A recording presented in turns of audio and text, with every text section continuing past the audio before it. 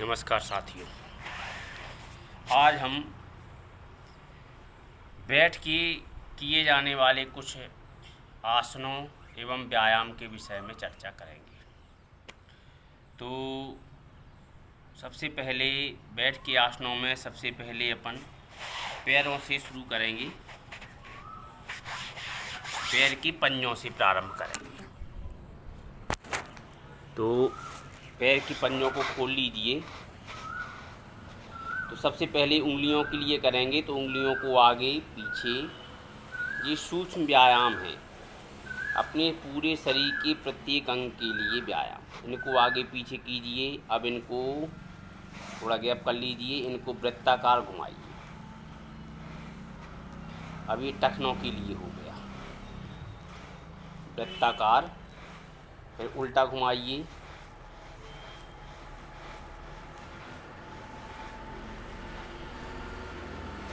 अब घुटनों के लिए क्लिप कीजिए। हाथ को जंघाओं के पास नीचे मोड़िए। 1 2 3, 1 2 3, 1 2 3। उल्टा 3 2 1, 3 2 1, 3 2 1। इसी प्रकार बाएं पैर से 1 2 3। ये घुटनों के लिए लुब्रिकेशन बढ़ाता है और घुटनों के दर्द को कम करता है। 3 2 1। ये घुटनों के लिए हो गया। अब अपन को कमर दर्द के लिए करना है। तो सबसे पहले अपन चलेगी नौका चालन। नाव की तरह नाव चलाना है अपन को। तो इसमें आसन और व्यायाम में एक अंतर होता है। आपको बता दें कि आसन श्वास पे निर्भर है और व्यायाम के लिए कोई श्वास पे निर्भर नहीं होता। इसीलिए चलिए, तो नौका चलन, सांस छोड़ते हुए आगे, सांस भरते हुए पीछे,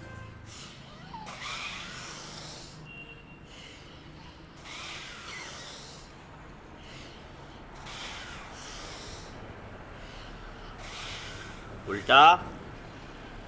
कोई भी क्रिया 5 से 3 5 10 बार कर सकते हैं।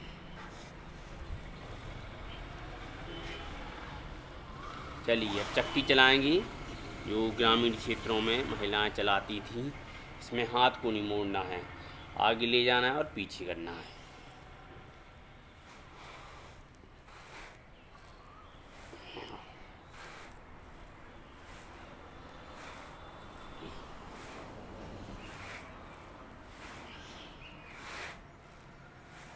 उल्टा कीजिए। उल्टी चक्की चलाइए।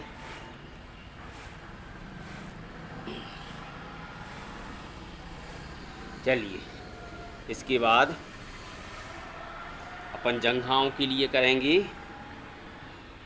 हैं, और अभी कमर दर्द की कमर के लिए और करेंगे। तो इसमें अपन तितली आसन कर सकते हैं।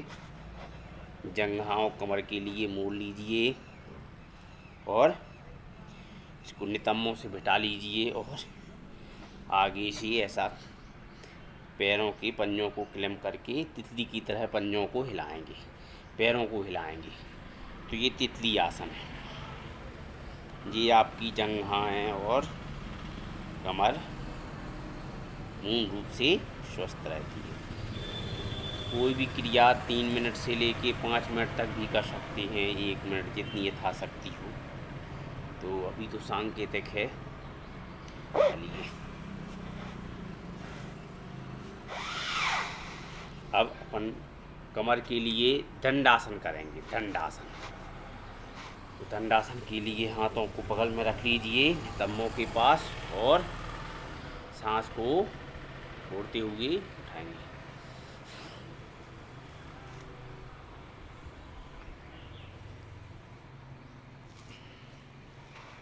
पुनः करेंगे।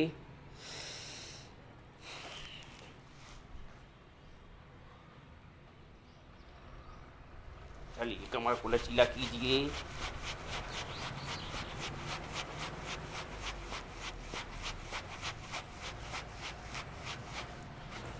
ये दंडासन। चलिए अब अपन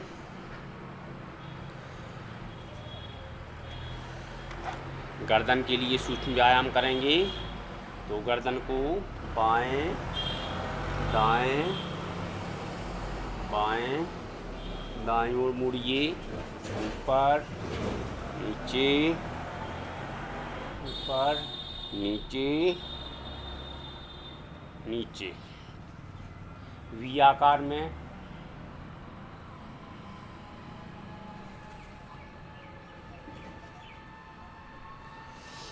अब इसको वृत्ताकार घुमाइए। पहले गर्दन को क्लिप कर लीजिए, ठुड्डी को सीने से छुपा लीजिए और फिर धीरे धीरे इसको वृत्ताकार घुमाएंगे चारों ओर, नीचे बाएं ऊपर दाएं नीचे। आंखें बंद कर लेंगे तो चक्कर आने की संभावना नहीं रहती। विपरीत करेंगे।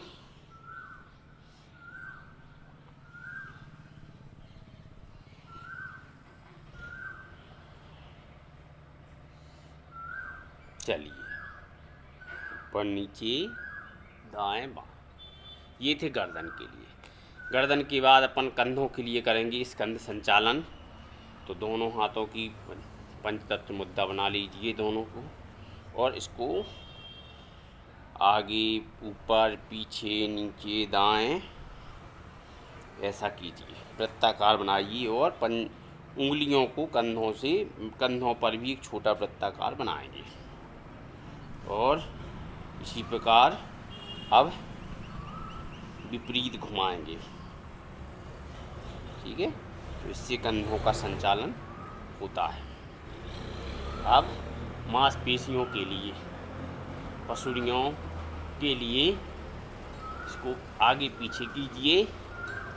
तो ये पसलियाँ रीढ़ की हड्डी के लिए हो गए। चलिए सिर के लिए करेंगे।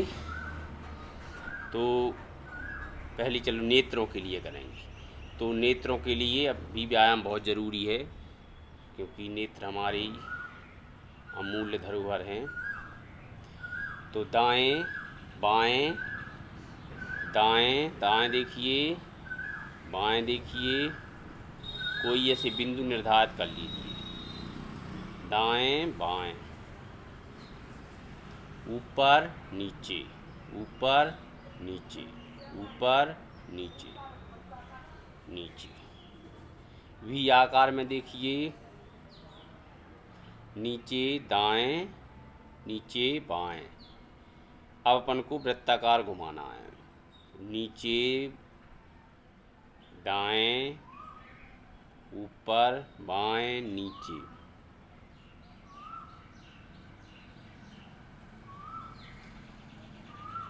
गर्दन नहीं घुमाना है। विपरीत करेंगे, विपरीत वृत्ताकार बनाएंगे। चलिए दोनों हाथों को ऊपर ले जाइए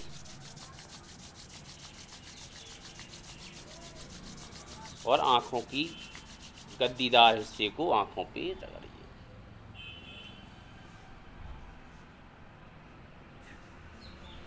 कानों के लिए कर सकते हैं। प्रारंभ में तो गुरुजी कान खींचते थे तो वे व्यायाम कर देते थे कानों की एक्सरसाइज। अब अपन को स्वयं करना है, क्योंकि माट साहब को तो करते नहीं हैं। तो ऐसी स्थिति में अपने कानों को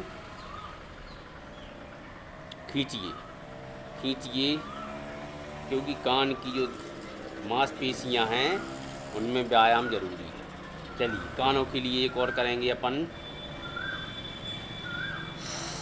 सांस भर लीजिए, मुंह फुलाइए और कानों से हवा निकालने का प्रयास करेंगे, ठीक है। तो कर्ण रोगांतर इसको बोलते हैं। नाक बंद कर लीजिए, मुंह फुलाइए, ठुड्डी को सीने से लगाइए और कानों से निकालने का प्रयास करेंगे।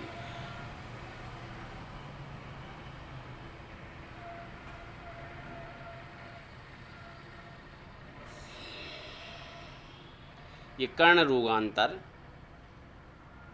आसन था कानों के लिए, कानों के पर्दों के लिए।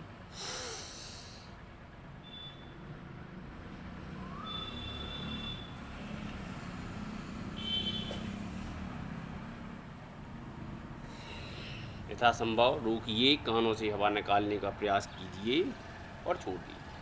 अब सिर के लिए करेंगे। सिर दर्द रहता है अधिकतर, टेंशन, सिर दर्द, इसके लिए अपने हाथों को क्लिप कीजिए और ज़ोर से सांस को भरते हुए अपने माथे पे लगाएंगे और हथेली से माथे को दबाएंगे और माथे से हथेली को धक्का देंगे और धीरे धीरे सांस छोड़ेंगे।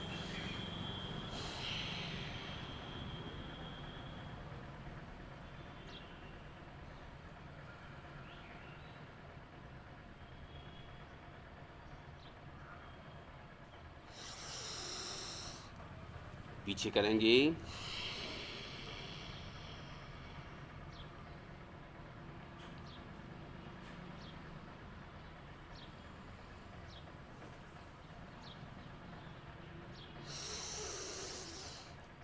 दाएं,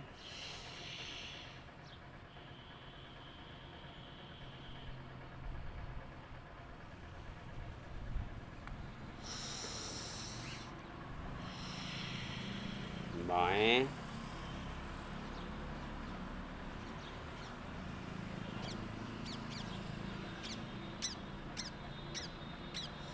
इसके अतिरिक्त सिर दर्द के लिए अपन ध्यान कर सकते हैं, भ्रामरी प्राणायाम कर सकते हैं। चलिए, इसके बाद बैठ के आसनों में तो बहुत सारे हैं, लेकिन अपन महत्वपूर्ण बताते हैं। तो चलिए, पाद पश्चिमोत्तासन कर लेते हैं। पाद पश्चिमोत्तासन के पहले चलिए जानुशिरासन कर लेते हैं। चलिए, तो बाएं तरफ से सांस को छोड़ते हुए घुटने से लगाएंगे हाथों को पंजे। इसी प्रकार दाएं तरफ से ये जानुशिरासन है।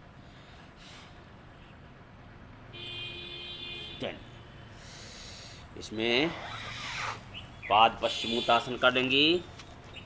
ये छात्रों के लिए, स्टूडेंट के लिए, ब्रह्मचर्य पालन के लिए बहुत आवश्यक है। सांस को छोड़ते हुए शरीर को घुटनों से लगाएंगे और यथासंभव रोकेंगे। हाथों को, हथेलियों, पैरों को पकड़ लेंगे।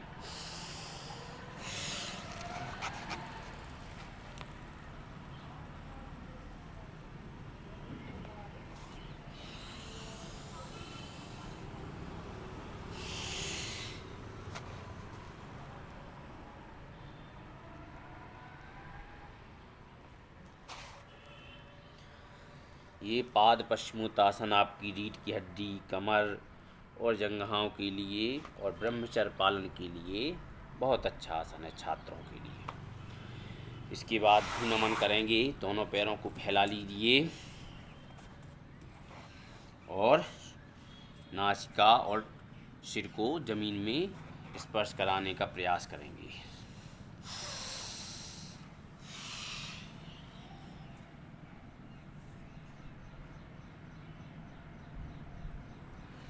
सांस छोड़ते हुए आपको नमन करना है।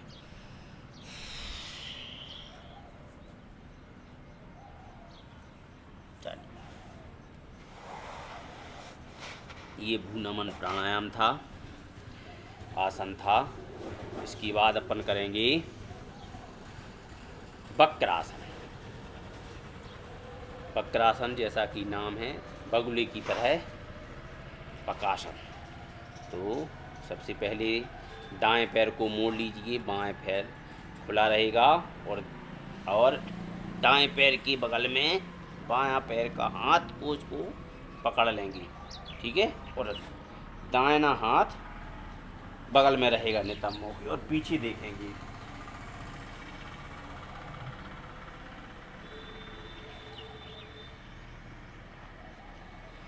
इसी प्रकार वक्रासन का दूसरी तरफ करेंगे। बायां पैर मोड़ लीजिए। अब दाहिने पैर से बाएं पैर की टखने को पकड़ लीजिए और बायां पैर नितंबों के बगल में रहेगा, पीछे देखेंगे।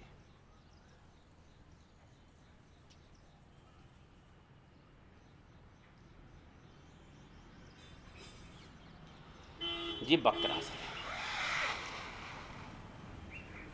वक्रासन के बाद अपन करेंगे अर्धमस्तरेण। तो सबसे पहले दाएं पैर को मोड़ लीजिए, बाएं पैर को मोड़ लीजिए, किसी को भी मोड़ लीजिए पहले उसमें, और ऊपर से दाएं पैर को बाएं पैर के आगे रख लेंगे और अब बायां पैर दाएं पैर के ऐसे निकाल के इसको रखना है ज़मीन में, लेकिन ज़मीन में ना रखो तो इसको पकड़ लो और हाथ पीछे पीठ पर लगा लो दायां।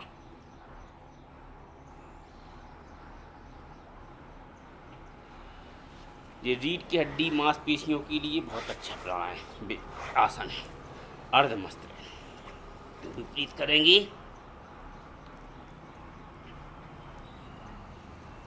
हाथ को पीछे क्लिप करके पीठ पे ले जाना है।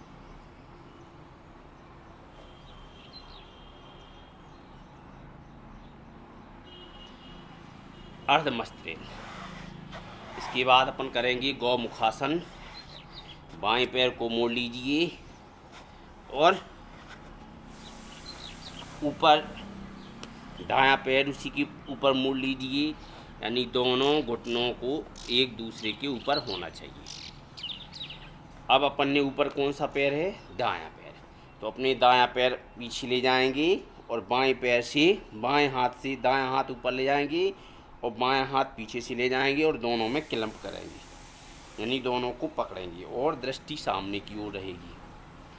ये गौमुखासन है, गौ के मुख के समान आसन है और दृष्टि सामने रहेगी। आप लोग चाहें पीछे भी देख सकते हैं। देखिए,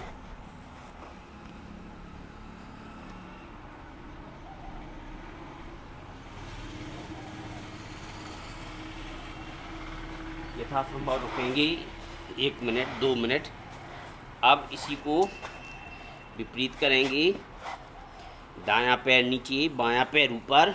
अब बायां पैर ऊपर है तो बायां हाथ पीछे ले जाएंगे और दाहिने हाथ से उसको पकड़ने का प्रयास करेंगे और पकड़ के उसको खींचेंगे। धीरे धीरे आ जाता है अभ्यास, दृष्टि सामने की ओर रहेगी। ये गौमुखासन है, गौमुख के समान है।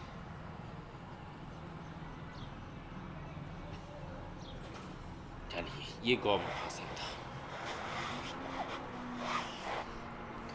तो इसी में आप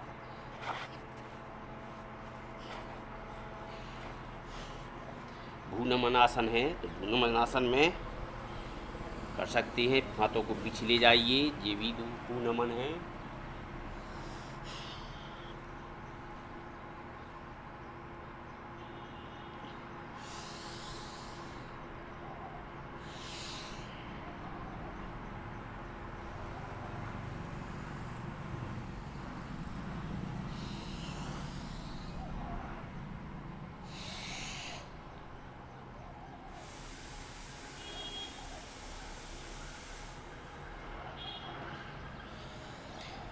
ये भी भूनमन है। अब इसमें तुलासन करेंगे। शरीर को हाथों से तोलेंगे। हाथों को बगल में स्थापित कर लीजिए और सांस को छोड़ते हुए अपने शरीर को ऊपर उठाइए। जमीन से ऊपर उठाएंगे और तोलेंगे। इसमें हाथ मजबूत, कंधे मजबूत,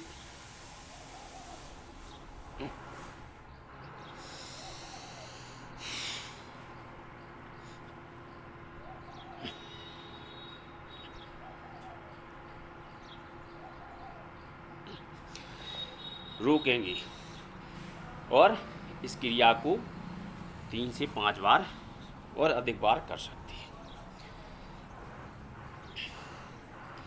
तो ये थे आपके बैठने वाले कुछ आसन और सूक्ष्म व्यायाम और आसन। अब बैठने वाले आसनों की सेकंड वीडियो में हम आपको बताएंगे वज्रासन में बैठने वाले कुछ आसनों के बारे में। इसी के साथ नमस्कार। ओम।